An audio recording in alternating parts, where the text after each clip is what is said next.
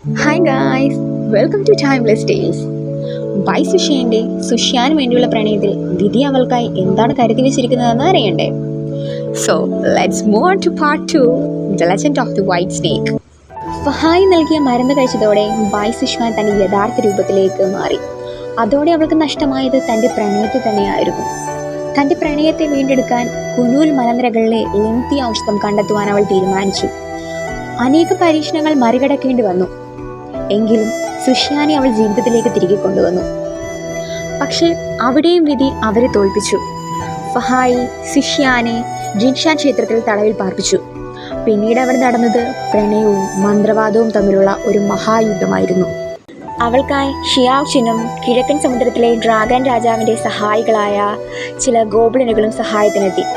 By സുഷ്വാൻ ഗർഭിണിയായതിനാൽ ഈ സമയങ്ങളിൽ അവൾ വളരെയധികം ക്ഷീണിതയായിരുന്നു. സ്വർഗദേവന്മാരുടെ സഹായത്താൽ ഫഹായിക്ക് അവളെ കീഴടക്കാൻ വെറും നിമിഷ നേരങ്ങൾ മാത്രം മതിയായിരുന്നു. കാലം കഴിഞ്ഞു. സുഷിയാൻ ക്ഷേത്രത്തിൽ നിന്ന് രക്ഷപ്പെട്ട് തൻ്റെ ഭാര്യയെ കണ്ടെത്തി.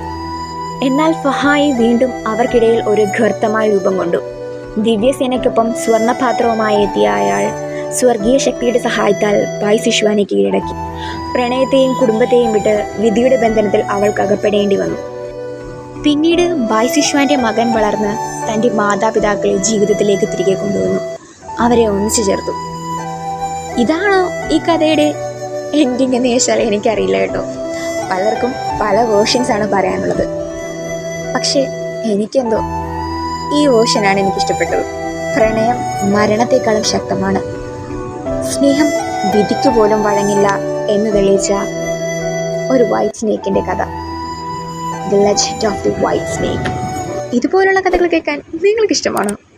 എന്നാലൊന്ന് സബ്സ്ക്രൈബ് ചെയ്തേക്കൂ.